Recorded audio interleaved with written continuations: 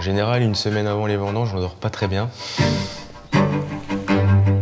Les vendanges, c'est à la fois un moment de frisson, une fête et de l'impatience.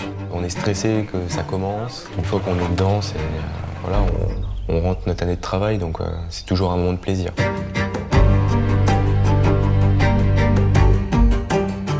Un maître de chai, c'est celui qui va s'occuper de la fabrication des vins en cave.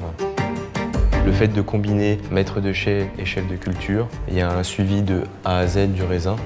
Donc on sait que si on travaille bien à la vigne, on aura un meilleur raisin pour la cave. La date des vendanges, c'est ce qui va faire la qualité de votre vin. C'est le moment le plus tendu puisque un an de travail se joue sur 10 jours, 15 jours de vendange.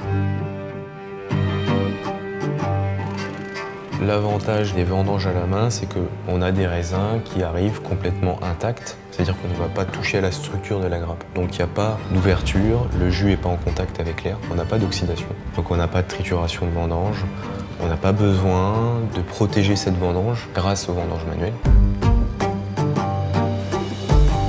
Le millésime 2024 a été marqué par de fortes pluies.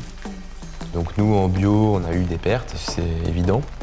Et finalement, comme il y a eu moins de raisins, la vigne a moins peiné pour emmener ses raisins à maturité et on a des maturités qui sont intéressantes. Peut-être des millésimes qui vont un peu être différents de ce qu'on a vécu dernièrement.